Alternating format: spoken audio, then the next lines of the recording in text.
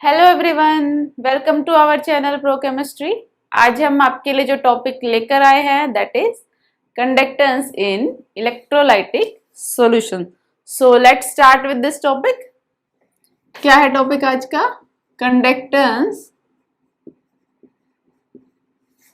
इन electrolytic solution. ठीक है, conductance के बारे में आज हम पढ़ेंगे। तो सबसे पहले यहाँ पे दो टर्म्स यूज हो रही है, first is conductance and second is electrolytic solution. तो कुछ छोटी छोटी टर्म्स जो मैं मानती हूं कि आपको पता होगी, ठीक है, जैसे कि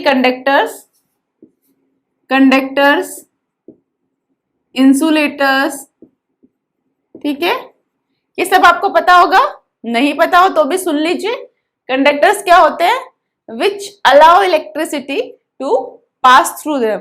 वो substance, the substances which allow electricity to pass through them, that is conductors. और जो इलेक्ट्रिसिटी को पास नहीं होने देते that is insulators, which do not allow to pass electricity through them, that are insulators. Second जो term यहां पर use हो रही है दैट इज इलेक्ट्रोलाइटिक सॉल्यूशन। तो हमें क्या पता होना चाहिए? इलेक्ट्रोलाइट्स क्या होते हैं, इलेक्ट्रोलाइट्स क्या होते हैं। सो इलेक्ट्रोलाइटिक जो सब्सटेंस होते हैं, इलेक्ट्रोलाइट्स जो होते हैं विच कंडक्ट इलेक्ट्रिसिटी, जो इलेक्ट्रिसिटी कंडक्ट करता हो and decompose on passing current through them. और अगर हम उनमें से करंट पास करें तो वो क्या हो जाए? डिकम्पोज हो जाए। ठीक है, तो इलेक्ट्रोलाइट्स क्या होते हैं? विच conduct electricity and decompose on passing current through them. ठीक है, उनको क्या हम बोलते हैं? इलेक्ट्रोलाइट। वो सब्सटेंस जो कंडक्ट कर सके इलेक्ट्रिसिटी को और डिकम्पोज हो जाए जब हम उसमें से करंट पास कर रहे हैं। जैसे एग्जांपल, मान लो कि हमने लिया salt in water, salt in water. ठीक है, सोल्ट आप सबको पता है, मतलब ये क्या हो गया? NaCl, और वाटर मतलब एक्वस। ठीक है, ये अगर डिकम्पोज होगा तो किसमें होगा? अपने आयंस में। क्या होंगे इसके आयन? Na+ होगा एक तो, ठीक है, क्लोरीन माइनस भी होगा, और जो वाटर है वो भी अपने आयंस में टूट सकता है, that is H+ and OH-। ठीक है, ये आयंस होंगे। ये तो आप सभी कर सकते हैं, आपको पता होगा। ठीक है, तो हमने क्या किया? इलेक्ट्रोलाइट्स को 3 पार्ट में डिवाइड कर रखा है। 3 पार्ट्स में क्या क्या? एक तो strong electrolytes, second is weak electrolytes, और एक हम बोल देंगे कि नॉन इलेक्ट्रोलाइट्स।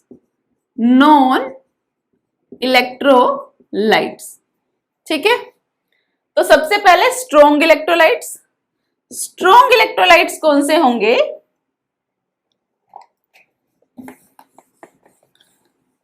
फर्स्ट हमारे स्ट्रोंग इलेक्ट्रोलाइट्स कौन से होंगे? जो कंप्लीटली डिसोसिएट हो जाए, सब्सटेंसेस विच कंप्लीटली डिसोसिएट, जो अपने आयन में पूरे के पूरे टूट जाए। ठीक है, जैसे कि मान लो हमारा NaCl ही था। ठीक है, NaCl जब हम लेंगे तो वो कंप्लीटली मतलब पूरा टूट जाएगा अपने आयंस में। ठीक है, कोई भी स्ट्रोंग एसिड, मान लो HCl है ना, स्ट्रोंग एसिड या स्ट्रोंग बेस जो पूरे के पूरे टूट जाते हैं, जैसे NaOH। ठीक है, Na+ OH-। ठीक है, वीक इलेक्ट्रोलाइट्स कौन से होते हैं? जो कंप्लीटली डिसोशिएट ना हो, जो कम अमाउंट में टूटते हैं। ठीक है, जैसे कि हमारा एग्जाम्पल है वीक का, मान लो कि CH3COH एसिटिक एसिड है ना। हम सब ने पढ़ा होगा ऑर्गेनिक में कि ये वीक एसिड होता है और कंप्लीटली डिसोशिएट नहीं होता। ठीक है, तो इसका कुछ पार्ट, मान लो ये 100% है तो 5% डिसोशिएट हो गया CH3COO नेगेटिव में और H पॉजिटिव में, और बाकी एज इट इज इसी फॉर्म में प्रेजेंट रहेगा। ठीक है, तो वीक इलेक्ट्रोलाइट वो जो डिसोशिएट कम होते हैं। ठीक है, स्मॉल अमाउंट में जिनका डिसोसिएशन होता है दैट इज वीक इलेक्ट्रोलाइट्स। ठीक है, और नॉन इलेक्ट्रोलाइट्स जो कंडक्ट ना करे इलेक्ट्रिसिटी को, है ना, डू नॉट कंडक्ट इलेक्ट्रिसिटी। ठीक है, तो इलेक्ट्रोलाइट्स क्या होते हैं आपको टर्म समझ में आ गए, क्योंकि हम यहाँ पर कंडक्टेंस की बात करेंगे कहाँ, इलेक्ट्रोलाइटिक सॉल्यूशन में। तो आपको पता होना चाहिए सबसे पहले कि इलेक्ट्रोलाइट्स होते क्या हैं। ठीक है, चलो अब हम आते हैं अपने कंडक्टेंस पे।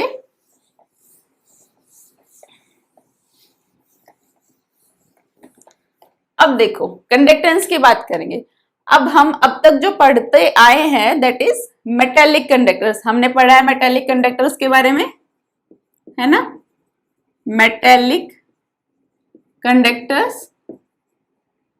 ठीक है, आज जो हम पढ़ेंगे that is electrolytic conductor, electrolytic conductors. ठीक है, अब तक हमने पढ़ा वो था मेटेलिक कंडक्टर्स, वो थे मेटेलिक कंडक्टर्स। अब हम आज पढ़ेंगे इलेक्ट्रोलाइटिक कंडक्टर्स के बारे में। ठीक है, हमने पढ़ा था जो मेटेलिक कंडक्टर्स होते हैं उनको हम इलेक्ट्रॉनिक कंडक्टर भी बोल सकते हैं, क्योंकि उनमें जो कंडक्टेंस होती है वो इलेक्ट्रॉन्स की वजह से होती है। ठीक है, इनको हम मेटेलिक भी बोलते थे, है ना, metallic conductors.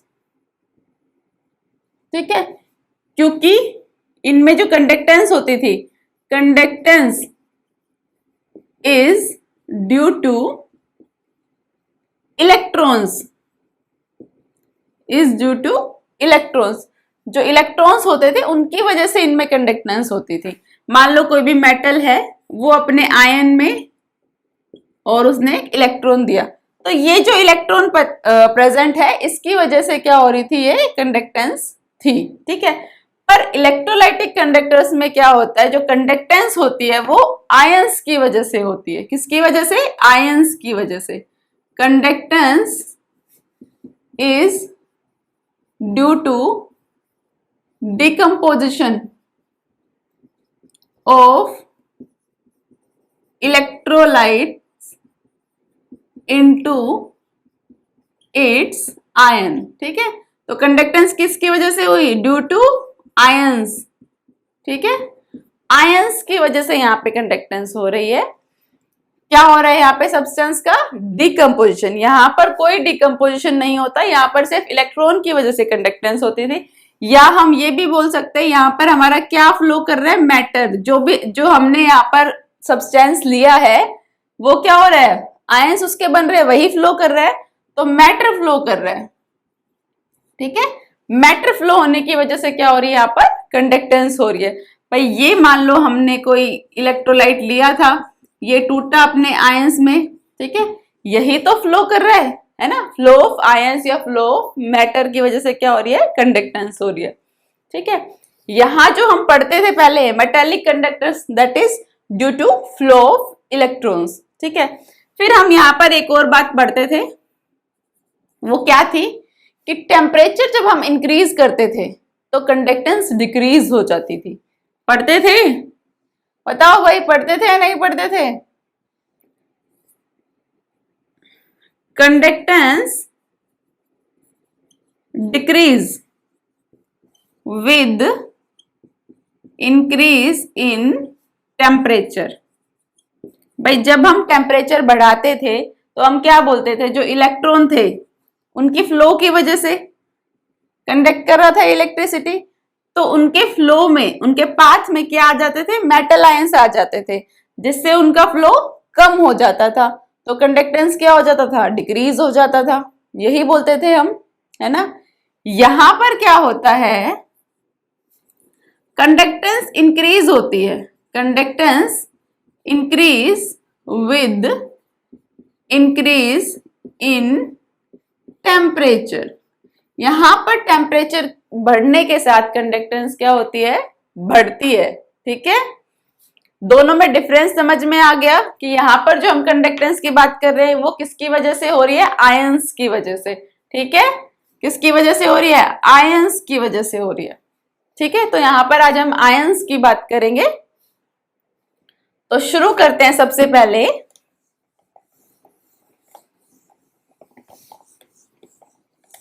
Factors affecting electrolytic conductance. factors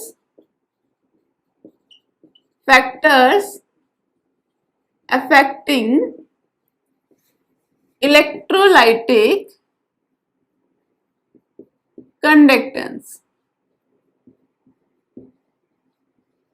ठीक है, कौन कौन से फैक्टर है जो इलेक्ट्रोलाइटिक कंडक्टेंस को इफेक्ट करते हैं।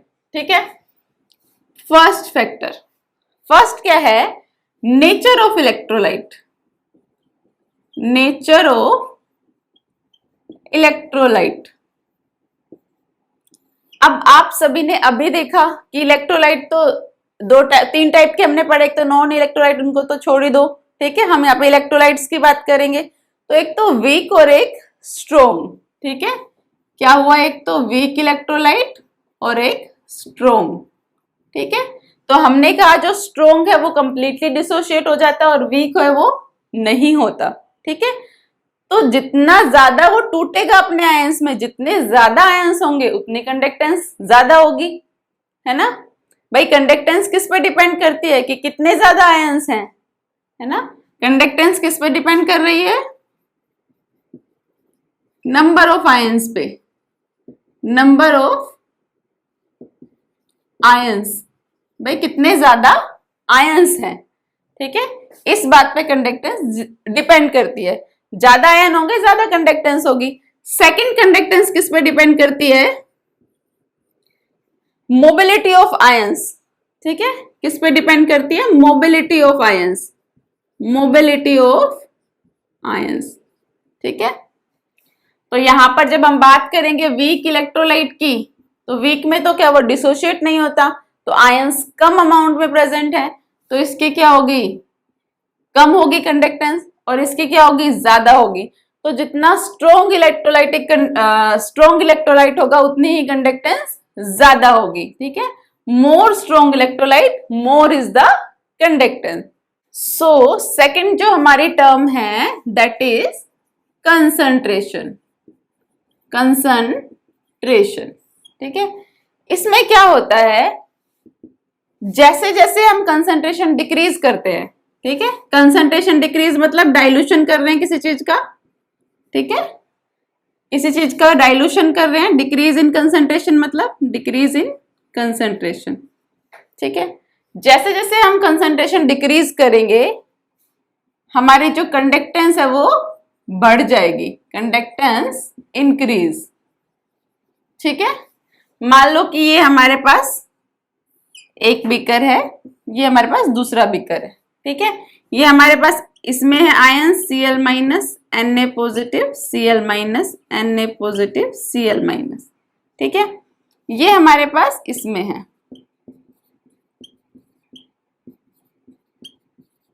ठीक है, ये हमारे पास मान लो कोई सॉल्यूशन था जो कंसंट्रेटेड था। ठीक है, इसमें इसको मैं डाइल्यूशन कर दूं, है ना, इसको एक बड़े बीकर में डाल दूं। ठीक है, ज्यादा मतलब ज्यादा पानी डाल दूं, डाइल्यूशन मतलब उसमें ज्यादा हमने सोलवेंट मिला दिया। ठीक है, अब ये आयंस क्या हो गए, ऐसे प्रेजेंट होंगे, है ना। अब देखो इसमें जब वो मूव कर रहे थे, आयंस जब मूव कर रहे थे, उनकी मोबिलिटी, तो क्या होता था कि ये आयन इसकी तरफ थोड़ा अट्रैक्ट हो जाता था, इनमें क्या होगा, थोड़ी सी इंटरेक्शन हो जाएगी जिसकी वजह से इनकी मूवमेंट थोड़ी स्लो हो जाती थी। ठीक है। जब ये दूर दूर है, ठीक है, तो ये इजीली फ्लो कर पाएंगे, है ना। यहाँ पे जो रेजिस्टेंस का काम है वो कौन कर रहा है, इनकी इंटर आयनिक इंटरेक्शन, ठीक है, जो आपस में आयन है उनकी इंटरेक्शन की वजह से थोड़ा रेजिस्टेंस होता है। तो अगर मैं सॉल्यूशन को डाइल्यूट कर दूं, इनको स्पेस ज्यादा मिल जाए मूव करने के लिए, तो कंडक्टेंस क्या हो जाएगी, इंक्रीज हो जाएगी, ठीक है। तो डाइल्यूशन के साथ क्या होगी, कंडक्टेंस इंक्रीज हो जाएगी, या फिर आप बोल सकते हो लेस अगर कंसंट्रेशन होगी, डिक्रीज इन कंसंट्रेशन, उससे क्या होगा, कंडक्टेंस इंक्रीज हो जाएगी, ठीक है। नेक्स्ट इज टेम्परेचर, ठीक है। टेम्परेचर का आपको पता है कि टेम्परेचर जैसे जैसे इंक्रीज होता है, टेम्परेचर इंक्रीज, कंडक्टेंस इंक्रीज,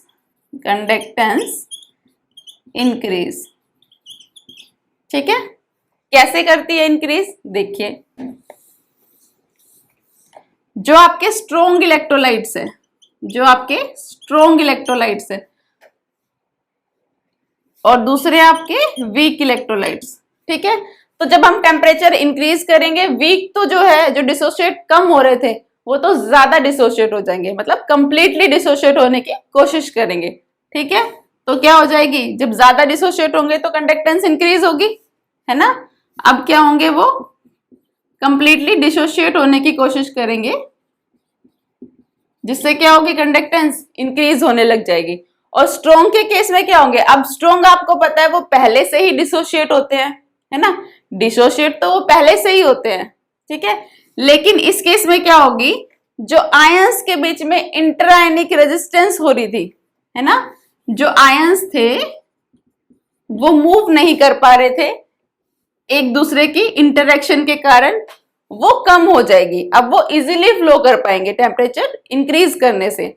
तो यहां भी क्या हो जाएगी, कंडक्टेंस इंक्रीज, ठीक है, कंडक्टेंस इंक्रीज, ठीक है।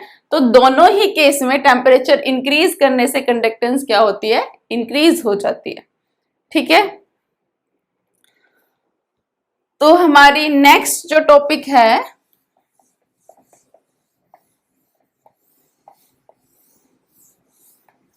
अच्छा एक और पॉइंट इसमें, क्या, जितना ज्यादा पोलर होगा पोलर सोलवेंट, उतनी ज्यादा कंडक्टेंस क्या होगी, ज्यादा होगी, ठीक है। More polar solvent more is it's conductance, ठीक है। जितना ज्यादा पोलर होगा उतनी कंडक्टेंस ज्यादा होगी, ठीक है। नेक्स्ट टॉपिक पे आते हैं। नेक्स्ट यहां पर एक टर्म है, दैट इज रेजिस्टेंस। क्या, रेजिस्टेंस, ठीक है। रेजिस्टेंस क्या होती है,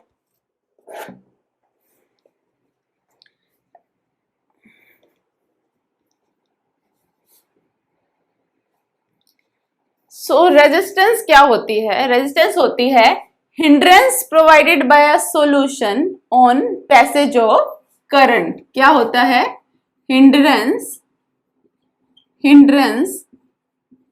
provided by solution on passage of current.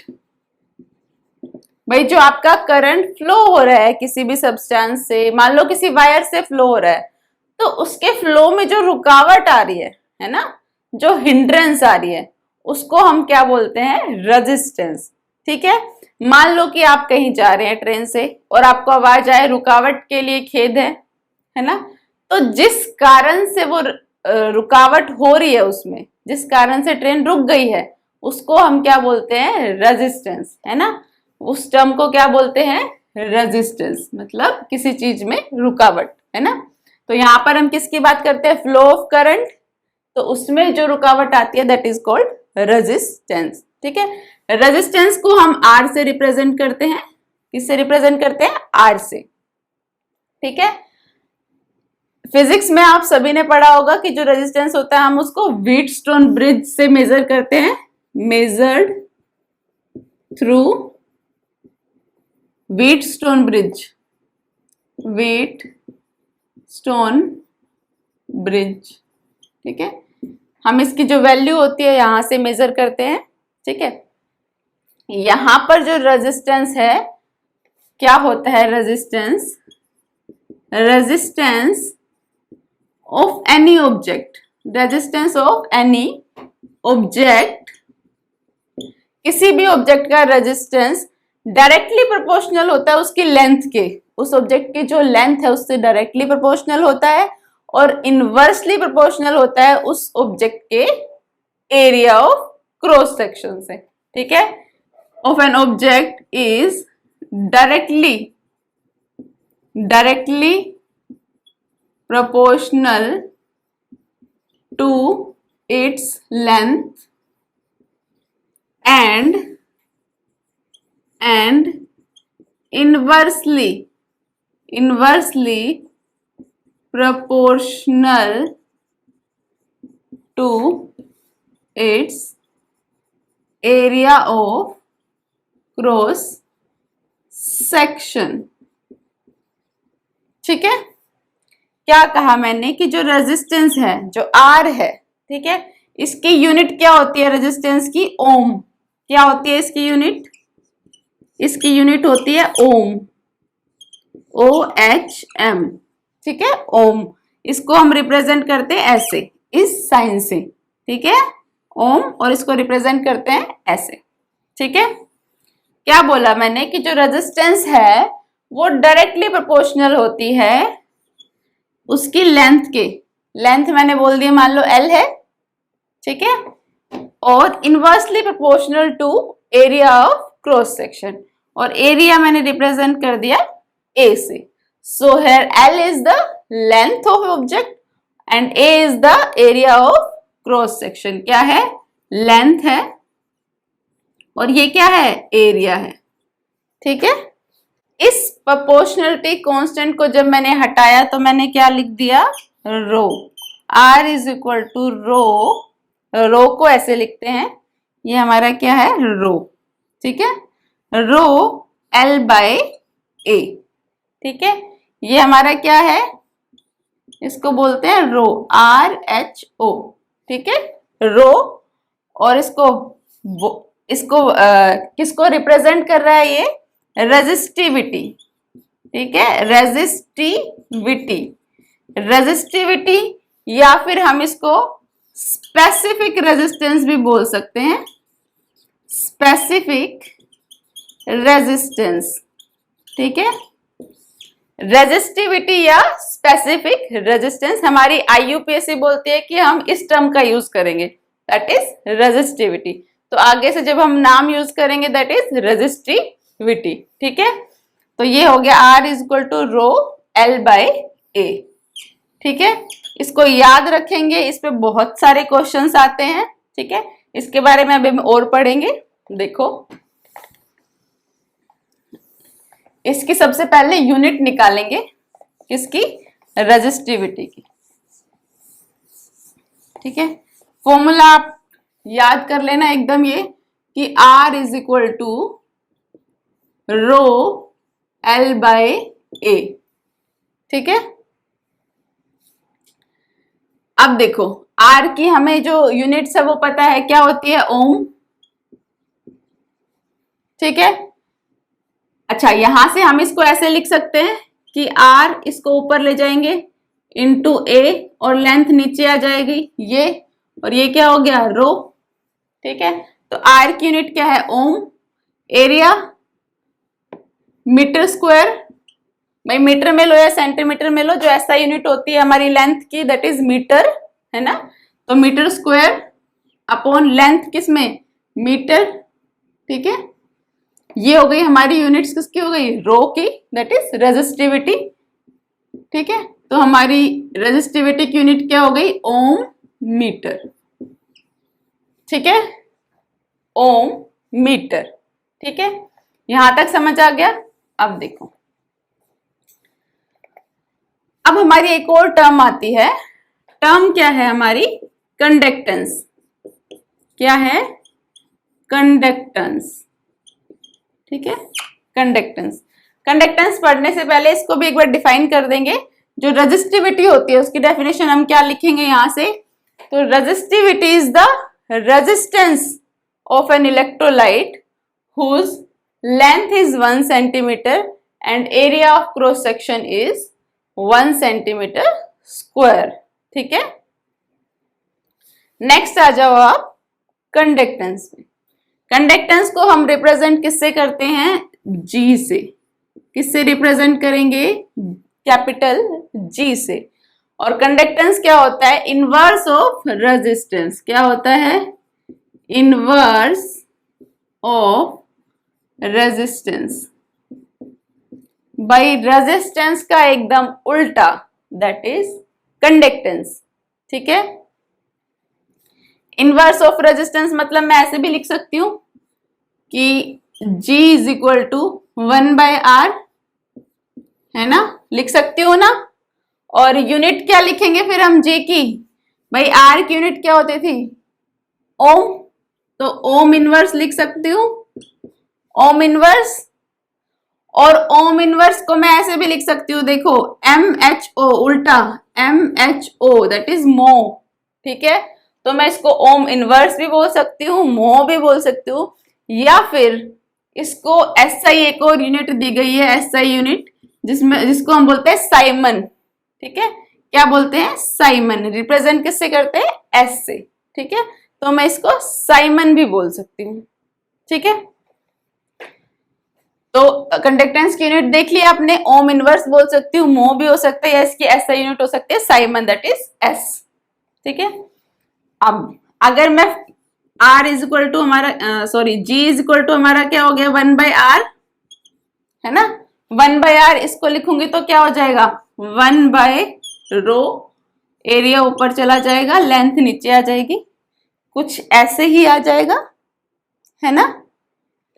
यहां पर एक और टर्म, नई टर्म आती है, दैट इज कंडक्टिविटी, है ना।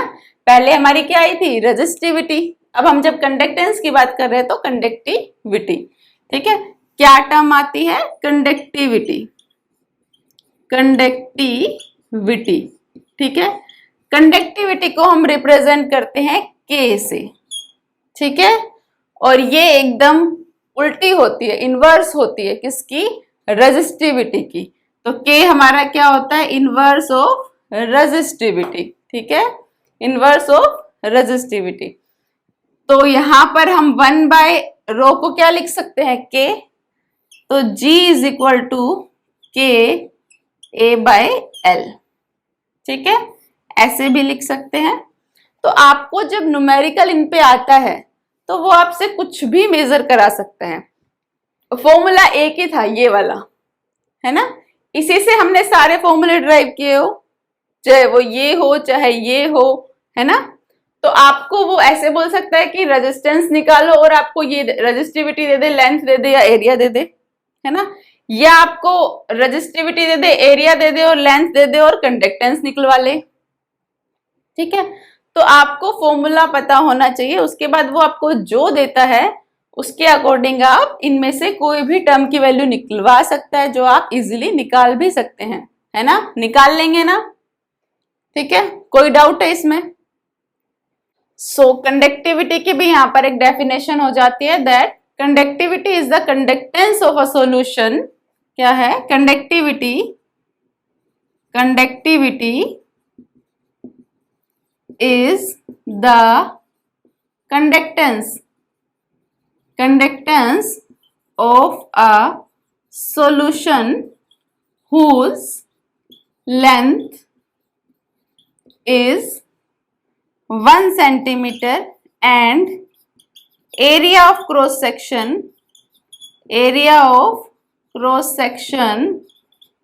is 1 centimeter square।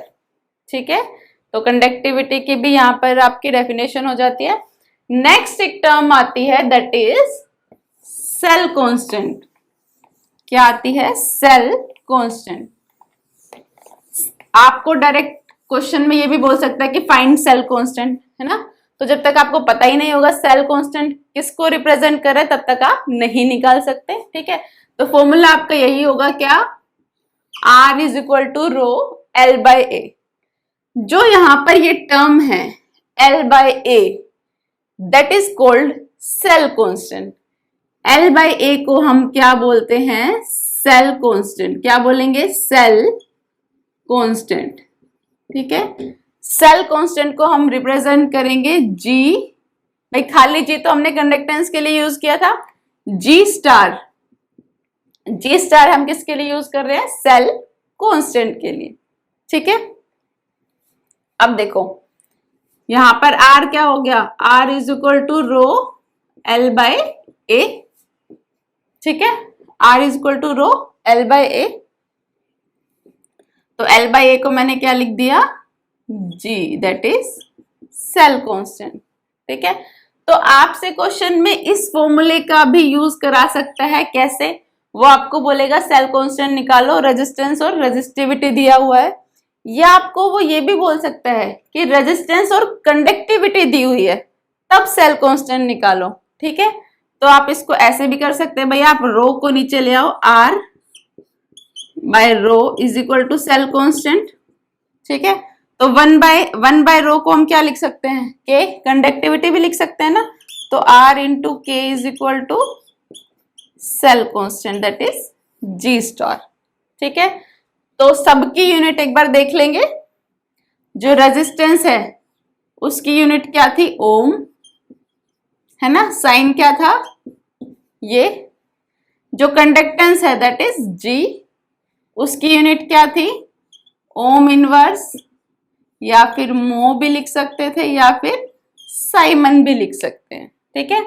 फिर आता है हमारा रेजिस्टिविटी, रेजिस्टिविटी की यूनिट क्या आई थी हमारी, ओम मीटर, ठीक है।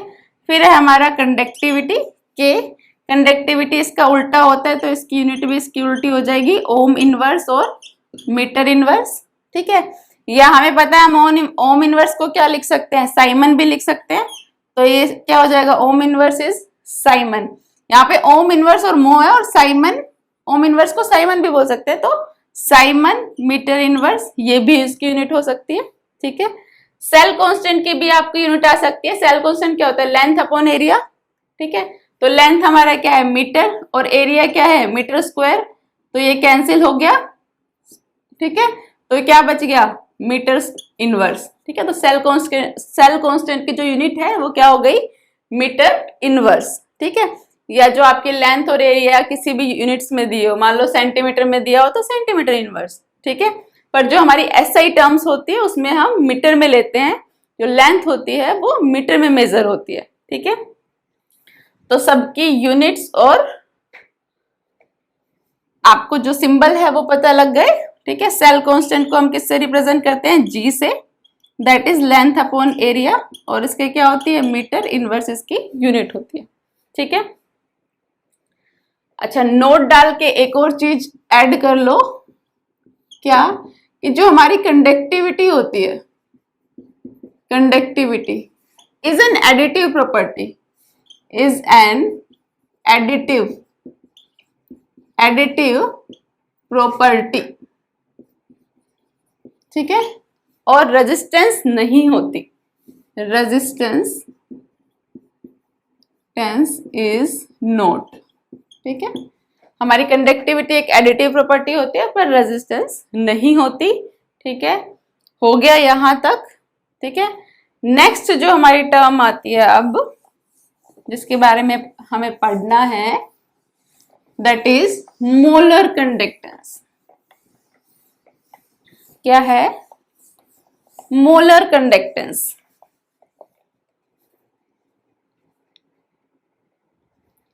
सो नेक्स्ट टर्म क्या बताई हमने, मोलर कंडक्टेंस, मोलर कंडक्टेंस,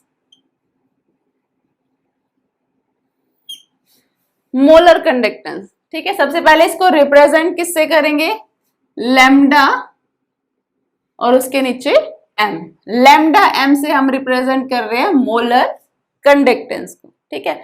अब नाम से ही इसकी डेफिनेशन आ जाती है मोलर। मोलर मतलब किसकी बात कर रहे हैं हम? मोल कॉन्सेप्ट में हमें पढ़ा है ना, एक मोल की। किसकी बात कर रहे हैं? एक मोल की, ठीक है। तो इसकी डेफिनेशन क्या होगी? Molar conductance is the conductance of ions produced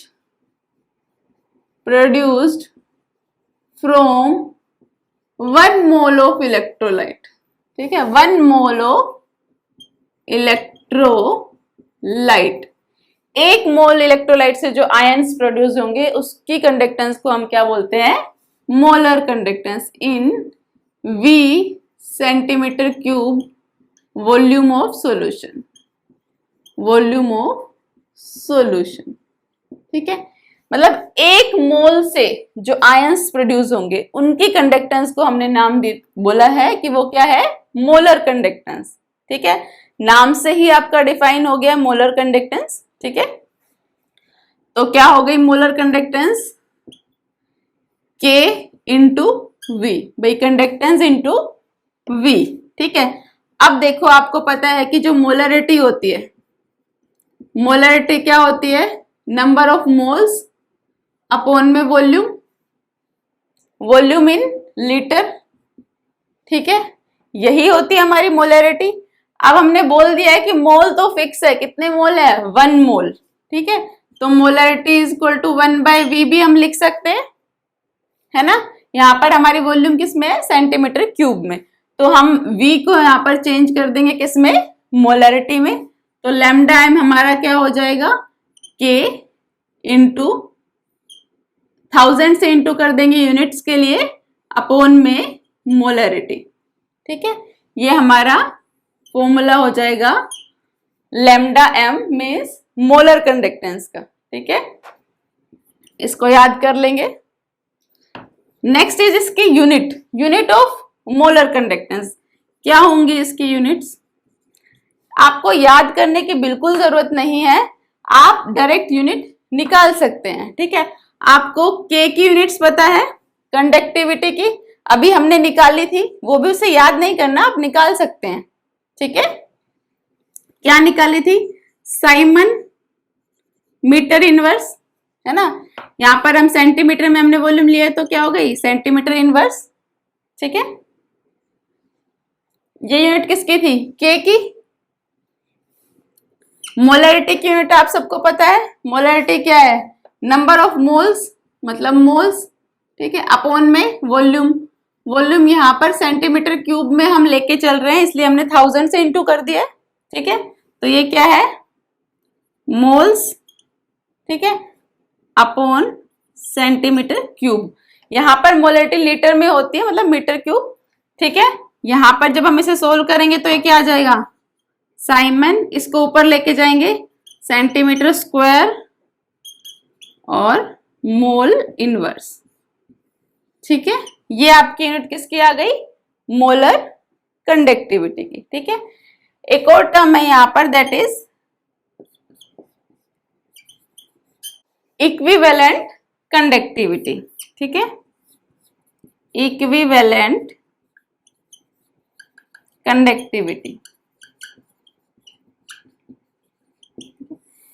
equivalent conductivity भी ऐसे ही डिफाइन होगी, उसके नाम से ही। क्या है? Conductance of ions produced from, यहां पर जो आयंस प्रोड्यूस होंगे किसमें से? From 1 gram equivalent of electrolyte. 1 gram equivalent of electrolyte से जो प्रोड्यूस होंगे जो आयंस, ठीक है, उसको क्या बोलेंगे? Equivalent conductivity in V volume of solution, ठीक है। तो फॉर्मूला क्या हो जाएगा यहाँ पर? Lambda equivalent is equal to K into 1000। यहाँ पर जब हम इक्विवेलेंट की बात करते हैं तो हम किसकी बात करते थे? नॉर्मेलिटी की, ठीक है।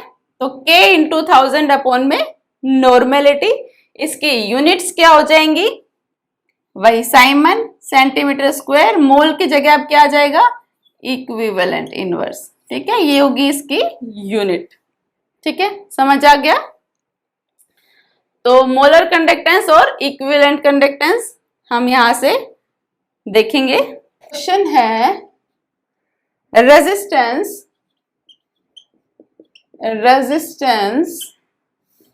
Of a conductivity cell with 0.1 mole per liter KCl solution is 100 ohm and cell constant is 1000 centimeter inverse. Find lambda m. ठीक है, हमें क्या निकालना है, मोलर कंडक्टिविटी निकालनी है, दैट इज लैम्डा m। ठीक है, अब हमें पता है मोलर कंडक्टिविटी का फॉर्मूला क्या होता है, K इंटू 1000 अपॉन में मोलरिटी। ठीक है, अब क्वेश्चन में देखो क्या क्या दिया हुआ है। आपको मोलरिटी दी हुई है, मोल पर लीटर, दैट इज मोलरिटी। आप सबको पता है कितनी दी हुई है, 0.1 दी हुई है ना। और क्या दिया हुआ है, रेजिस्टेंस दिया हुआ है, resistance of a conductivity cell. ठीक है, कितना दिया हुआ है, 100 ओम। रेजिस्टेंस क्या दिया हुआ है, 100 ओम। ठीक है, और क्या दिया है, सेल कांस्टेंट। क्या दिया है, सेल कांस्टेंट कितना दिया हुआ है, 1000 सेंटीमीटर इनवर्स। ठीक है, लेकिन आपको रेजिस्टेंस और सेल कांस्टेंट नहीं चाहिए, आपको तो कंडक्टिविटी चाहिए। ठीक है, तो आप इनके रिलेशन से कंडक्टिविटी निकाल सकते हैं पहले, है ना। क्या होता था, R is equal to rho L by A. ठीक है, मैंने कहा था L बाई ए क्या होता है, सेल कांस्टेंट, तो ये क्या हो गया था, R is equal to rho cell constant. ठीक है, इसको हम कंडक्टिविटी में चेंज कर सकते थे, तो ये क्या बन गया था, R K is equal to cell constant, है ना। तो यहां से हमारा के निकल जाएगा कि K is equal to cell constant upon में आर। सेल कांस्टेंट कितना है, 1000, आर कितना है, 100, कितना आ गया, 10। ठीक है, यहां से के की वैल्यू आ गई, दैट इज 10। ठीक है, तो यहां से हम लैम्डा एम निकाल सकते हैं कि के कितना है, 10 इंटू 1000 अपॉन में मोलरिटी, मोलरिटी कितनी है, 0.1। ठीक है, तो हम इजीली क्या निकाल सकते हैं, मोलर कंडक्टिविटी निकाल सकते हैं। आपको देखना है कि क्वेश्चन में क्या दिया हुआ है, उसके बाद आपको क्या चाहिए क्वेश्चन सोल्व करने के लिए, ये देखना है, और फिर दोनों कैसे निकालेंगे। ठीक है, नेक्स्ट हमारा जो टॉपिक है वो है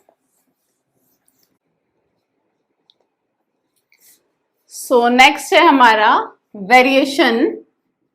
variation of conductivity and molar conductivity with concentration. क्या है, variation of conductivity is K and molar conductivity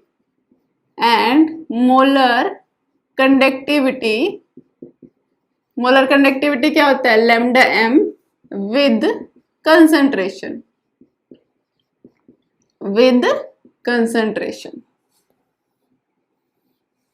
क्या कह रहा है, इसका मतलब कि जो कंडक्टिविटी है और मोलर कंडक्टिविटी है उस पे क्या इफेक्ट पड़ेगा अगर हम कंसंट्रेशन को डिक्रीज या इंक्रीज करते हैं, तो हमारी कंडक्टिविटी और मोलर कंडक्टिविटी पे क्या इफेक्ट पड़ेगा। ठीक है, तो सबसे पहले बच्चों जो हमारी कंडक्टेंस है, एक चीज हमें समझनी होगी, जो हमारी कंडक्टेंस है वो दो चीजों पर डिपेंड करती है। फर्स्ट क्या, number of ions.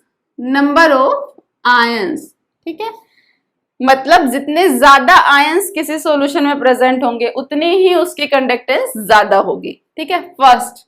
Second is mobility of ions, mobility of ions. ठीक है, आयंस की जो मोबिलिटी होगी उस पे। ठीक है, अच्छा, दोनों में से जो मेन फैक्टर है that is number of ions. ठीक है, अगर किसी सॉल्यूशन में नंबर ऑफ आयंस डिक्रीज हो रहे हैं और मोबिलिटी बढ़ रही है, मतलब एक दूसरे के अपोजिट काम कर रहे हैं, तो हम इस फैक्टर को हम मेन फैक्टर मानेंगे। ठीक है, तो सबसे पहले बात करेंगे नंबर ऑफ आयंस की। अगर नंबर ऑफ आयन किसी केस में सेम हो जाते हैं तो हम नेक्स्ट फैक्टर पे जाएंगे that is mobility of ions. ठीक है, तो शुरू करते हैं, आइए कंडक्टिविटी से। क्या है? Conductivity, conductivity. ठीक है, एक है हमारी कंडक्टिविटी, दूसरी है हमारी मोलर कंडक्टिविटी। ठीक है, पहले कंडक्टिविटी की बात करेंगे। तो कंडक्टिविटी जो है, conductivity decrease with decrease in concentration, decrease in concentration. मैंने कहा कि कंडक्टिविटी डिक्रीज हो जाती है जब मैं कंसंट्रेशन को डिक्रीज कर देती हूं। ठीक है, क्यों, ऐसा क्यों हुआ? उसके लिए हमें इसकी डेफिनेशन पता होनी चाहिए। डेफिनेशन क्या कहती है कंडक्टिविटी की? Conductivity is the conductance of solution of 1 centimeter in length, या फिर whose length is 1 centimeter, whose length is 1 centimeter and area is 1 centimeter square। मतलब उसकी वॉल्यूम क्या हो गई? Area, length into area is 1 centimetre cube, उसकी क्या हो गई? वॉल्यूम। तो क्या हुआ कि 1 सेंटीमीटर क्यूब इतने जो वॉल्यूम है उसमें जो आयंस होंगे उनकी जो कंडक्टेंस होगी दैट इज कॉल्ड कंडक्टिविटी। ठीक है, दैट इज कॉल्ड कंडक्टिविटी के। मतलब अगर मेरे पास एक बड़ा सा बीकर है, ठीक है, इस बीकर के इतने एरिया, मतलब 1 सेंटीमीटर क्यूब इतना वॉल्यूम, सॉरी, इतने वॉल्यूम के जो आयंस हैं उसको हम क्या बोल रहे हैं कि वो उसकी, मतलब इतना वॉल्यूम जो कंडक्टेंस शो कर रहा है उसको हमने क्या बोला? उसकी कंडक्टिविटी। ठीक है, तो इस वॉल्यूम में जो आयंस हैं, ठीक है, अगर मैं इसकी कंसंट्रेशन डिक्रीज कर दूं, डिक्रीज इन कंसंट्रेशन, अगर मैंने इसकी कंसंट्रेशन डिक्रीज कर दी इस बीकर की, तो इतने एरिया में आयंस भी डिक्रीज हो जाएंगे। भाई एरिया तो सेम ही है ना, तो इतने वॉल्यूम में क्या हो जाएंगे? आयंस भी क्या हो जाएंगे? डिक्रीज हो जाएंगे। आयंस भी क्या हो जाएंगे? डिक्रीज हो जाएंगे। और जैसे ही आयंस डिक्रीज होंगे मतलब हमारी कंडक्टेंस क्या हो रही है? डिक्रीज हो रही है। ठीक है, हम सिर्फ इस वॉल्यूम की बात कर रहे हैं। इस वॉल्यूम में जो पहले आयन प्रेजेंट थे, कंसंट्रेशन डिक्रीज होते ही इस वॉल्यूम में आयंस भी क्या हो गए? डिक्रीज हो गए। तो क्या हो गई? Conductivity decrease, conductivity decrease with decrease in concentration, with decrease in concentration. ठीक है, बात आपको समझ आ गई है ना? बहुत छोटी सी बात थी। नेक्स्ट क्या है हमारी? Molar conductivity. क्या है? Molar conductivity. Next is molar conductivity, that is lambda M. ठीक है, मोलर कंडक्टिविटी। मोलर कंडक्टिविटी क्या होती है? इंक्रीज होती है, increase with decrease in concentration, with decrease in concentration. ठीक है, कैसे? अब इसकी डेफिनेशन आओ, अभी थोड़ी देर पहले समझाई थी कि मोलर कंडक्टिविटी कितने आयंस की होती है? Conductance of ions produced from 1 mole electrolyte, 1 mole electrolyte. भाई 1 मोल इलेक्ट्रोलाइट से जो आयंस प्रोड्यूस होंगे उसको हम बोलते हैं मोलर कंडक्टिविटी। तो आयंस तो मैंने जैसे फिक्स कर दिए, 1 मोल बोला ना कि आयंस तो फिक्स है, जितने 1 मोल से आएंगे। मतलब अगर अब हमारे पास एक बीकर है तो मैंने कहा अगर इतने वॉल्यूम में 1 मोल आयन आ जाते हैं तो इसको मैं क्या बोलूंगी, उसकी मोलर कंडक्टेंस। ठीक है, जो आयंस आ रहे हैं वो जो कंडक्टेंस शो करेगा उसको क्या बोलेंगे, मोलर कंडक्टेंस। तो अगर मैं कंसंट्रेशन डिक्रीज भी कर देती हूं, अगर मैं कंसंट्रेशन डिक्रीज भी कर देती हूँ तो मुझे तो उतना वॉल्यूम लेना है, अब की बार मैं ज्यादा वॉल्यूम ले लूंगी, मुझे तो उतना ही वॉल्यूम लेना है जिसमें 1 मोल आयन आ जाए। ठीक है, तो यहां पर क्या है, आयंस फिक्स हैं, आयंस को मैंने क्या कर दिया, फिक्स कर दिया।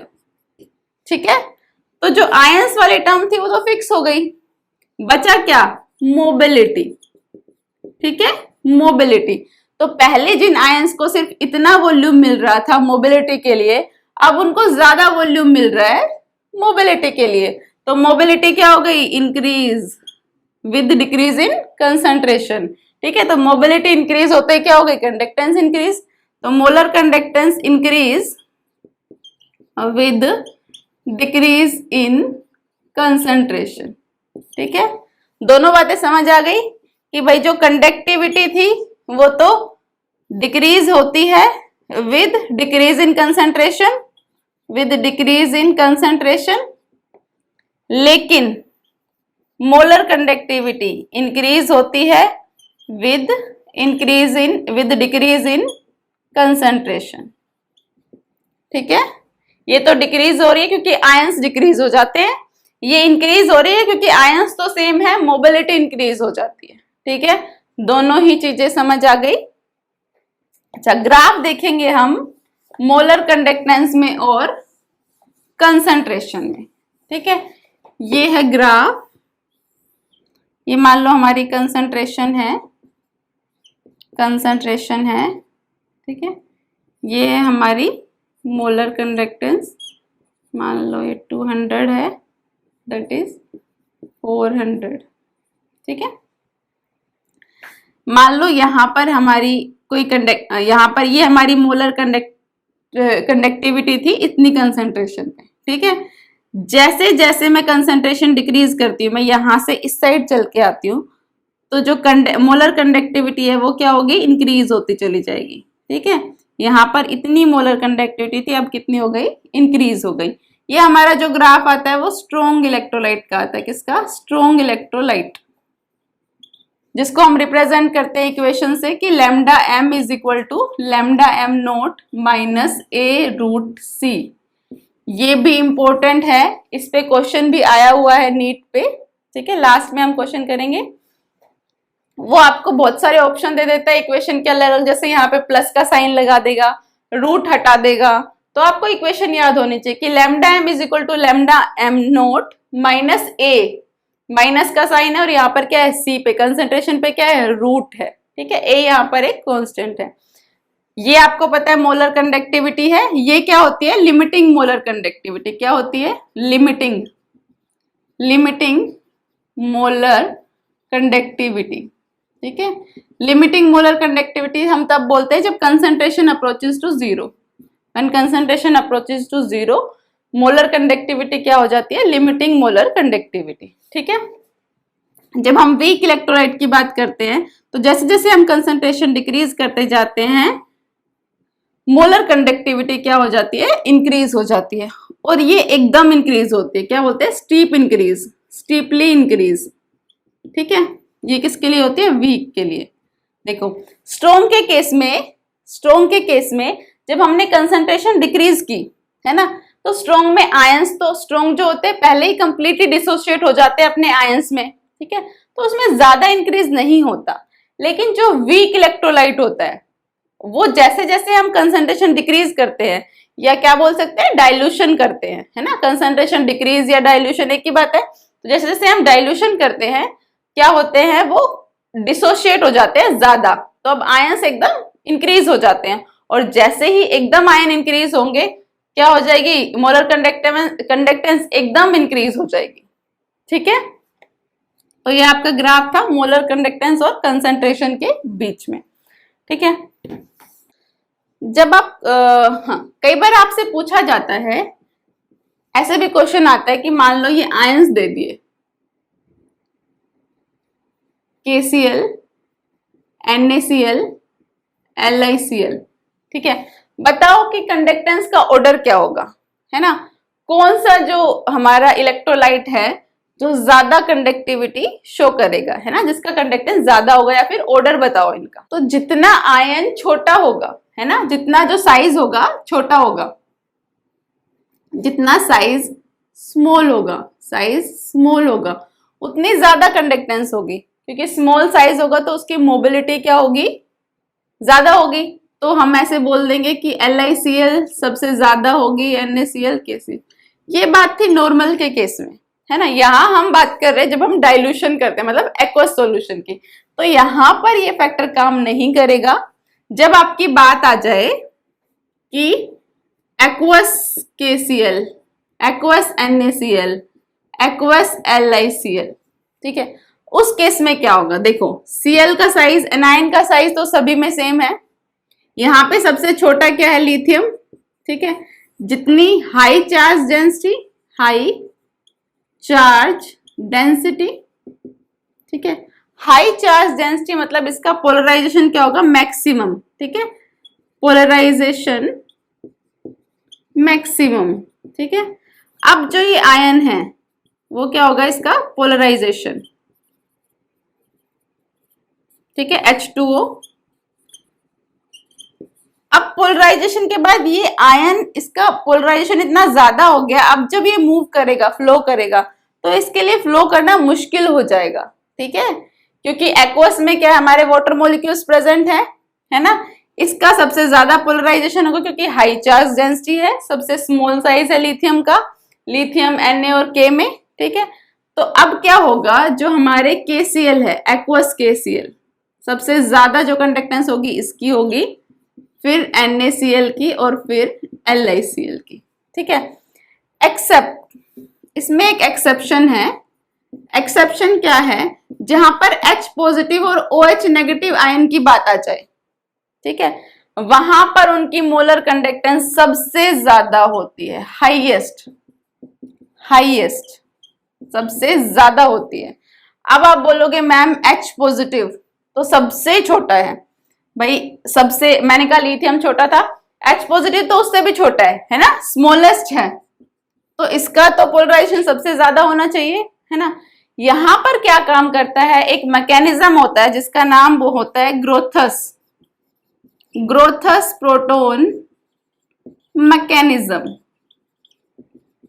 यहां पर ये क्या करते हैं, जो वाटर मॉलिक्यूल्स है उनको मूवमेंट में यूज करते हैं। देखो ये वाटर मॉलिक्यूल था, ठीक है, ये एक और वाटर मॉलिक्यूल, यहां पर मान लो H पॉजिटिव, ठीक है, ये H पॉजिटिव क्या करेगा, यहां से मूव करेगा, इसके पास जाएगा और वाटर मॉलिक्यूल को पीछे छोड़ देगा।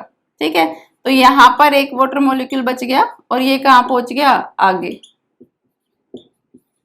ठीक है, ऐसे ही ये क्या होता जाएगा, नेक्स्ट वाटर मॉलिक्यूल के पास जाता जाएगा और क्या होगा, मूवमेंट, उसकी मूवमेंट इतनी फास्ट होगी कि सबसे ज्यादा कंडक्टेंस शो करेगा, जहां पर H पॉजिटिव और OH नेगेटिव आयन की बात होगी।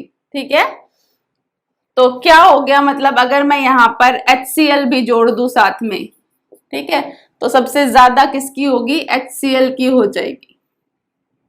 ठीक है, समझ आ गया। तो जहां पर अगर बात आ जाए H पॉजिटिव और OH नेगेटिव की, तो उनकी एक्सेप्शनली सबसे हाई होती है बिकॉज ऑफ ग्रोथस प्रोटोन मैकेनिज्म। ठीक है, तो इस पे जो क्वेश्चन आएंगे आप वो कर लेंगे। ठीक है,